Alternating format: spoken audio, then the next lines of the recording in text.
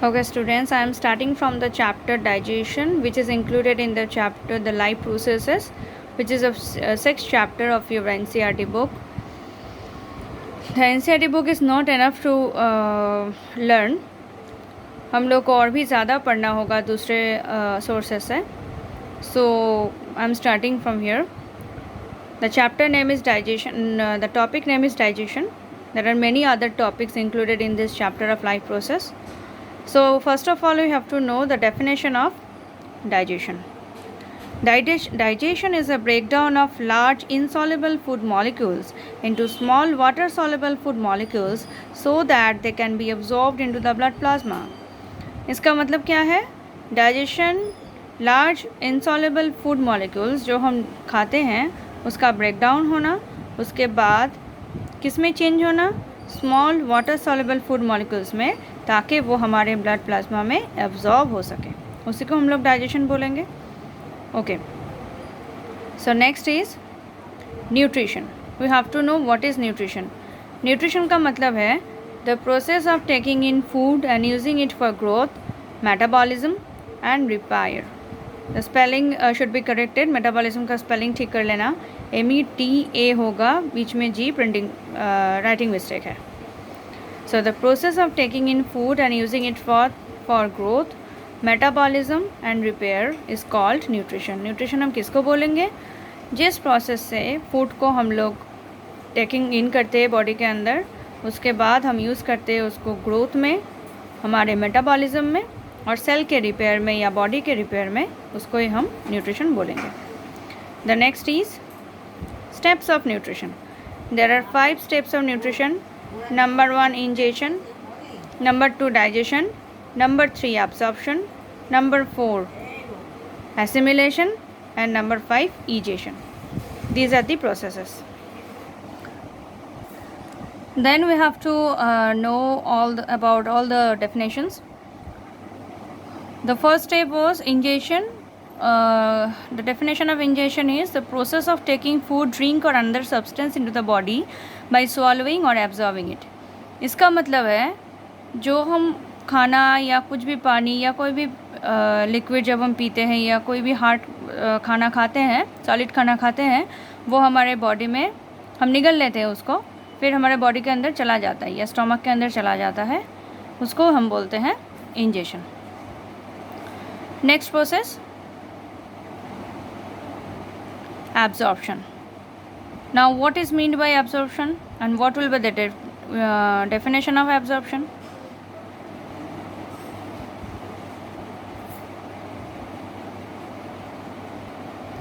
The process of absorbing substances into cells or in tissues and organs through diffusion or osmosis. हमारे cell के अंदर जो खाना absorb हुआ वो हमारे सेल के अंदर और टिश्यू के अंदर या कोई भी ऑर्गन के अंदर जब डिफ्यूशन या ऑस्मोसिस प्रोसेस के माध्यम से या थ्रू बाय उस प्रोसेस के माध्यम से जब एब्जॉर्ब हो जाता है तब उसको हम एब्जॉर्प्शन बोलते हैं. मतलब जिस प्रोसेस से जो खाना हम खाएं या जो पिए हम, वो सब्सटेंसेस जब सेल और टिश्यू के अंदर या फिर ऑर्गन के अंदर थ्रू डिफ्यूशन और ऑस्मोसिस चला जाता है, उसको ही हम एब्जॉर्प्शन बोलते हैं. ऑस्मोसिस और डिफ्यूशन क्या है वो हम ट्रांसपोर्टेशन के समय पढ़ेंगे. Next assimilation. एसिमिलेशन मतलब क्या होता है? What is the definition of assimilation?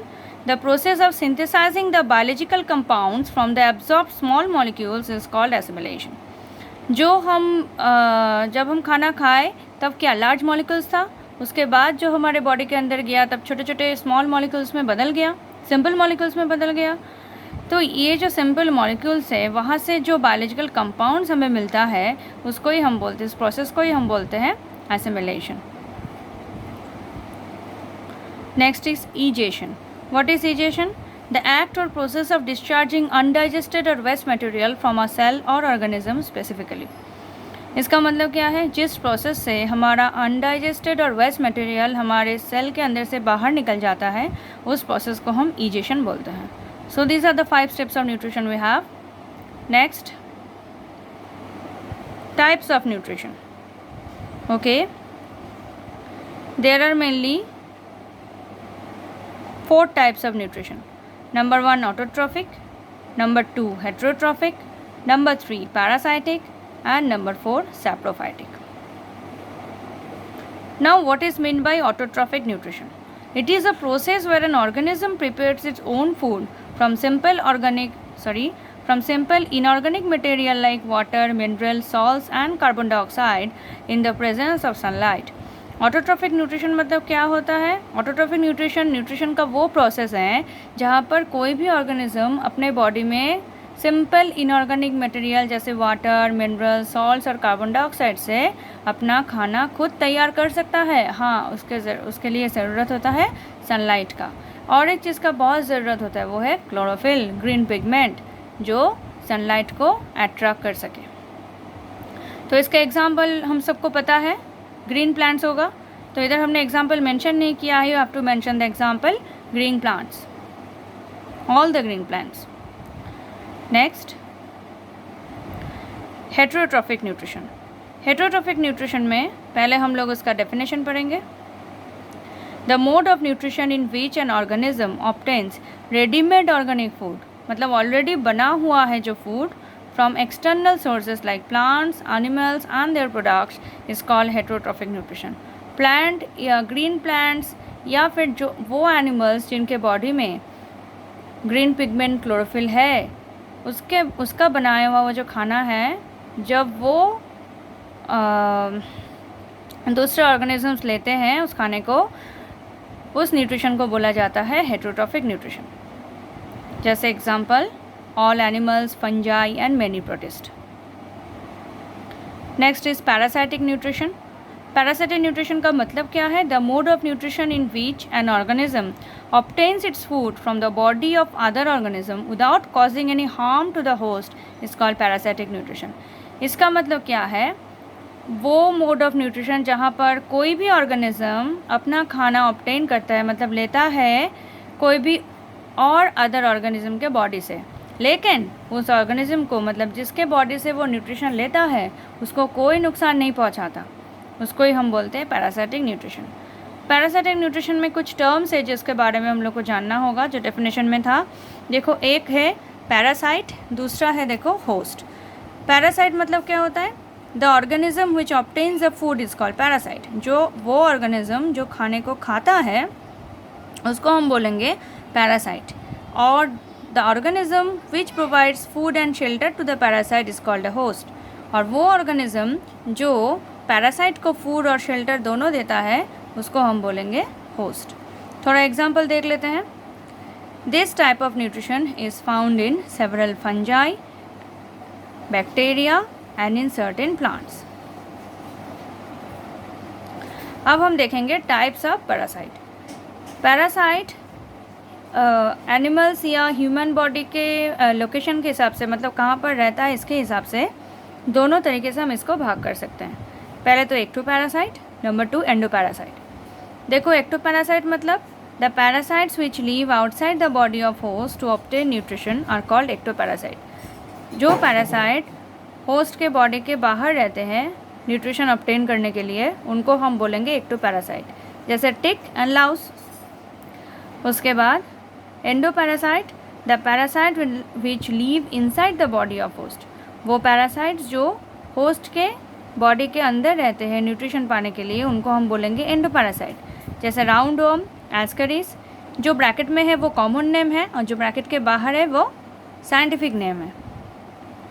Plasmodium, malaria causing parasite etcetera. अब हम जानेंगे difference between autotrophic and heterotrophic nutrition. देखो, ऑटोट्रॉफिक एंड हेटरोट्रॉफिक न्यूट्रिशन का डिफरेंस देखेंगे हम लोग. पहले हम लोग जब डेफिनेशन पढ़ चुके थे तब हमें पता चल चुका था अप्रॉक्सीमेटली कि दोनों का डिफरेंस क्या हो सकता है.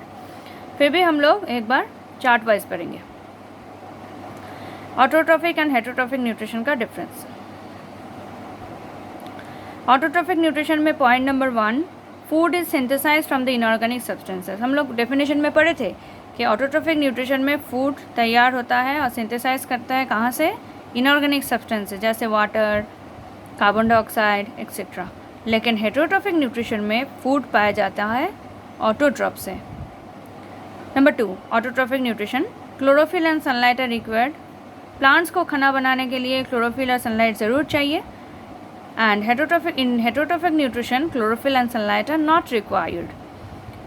ऑटोट्रॉफिक न्यूट्रिशन में point number 3, food is prepared generally during day time.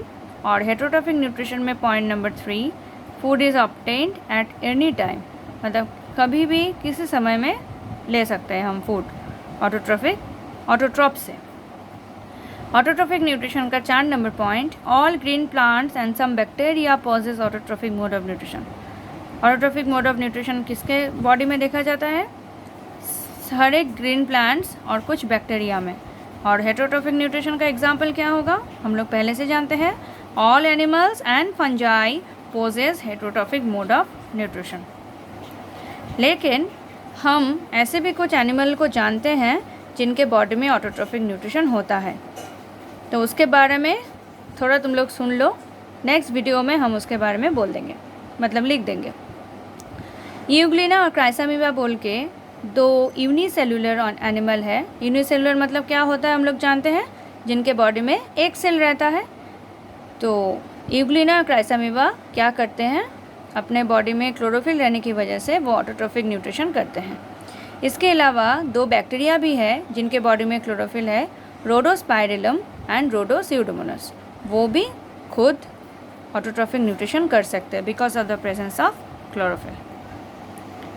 ये सिर्फ डाइजेशन चैप्टर का शुरुआत है, आगे बहुत कुछ हम लोगों को पढ़ना होगा। चैप्टर के आखिर में हम लोग क्वेश्चन आंसर्स भी पढ़ेंगे। नेक्स्ट वीडियो में मिलते हैं।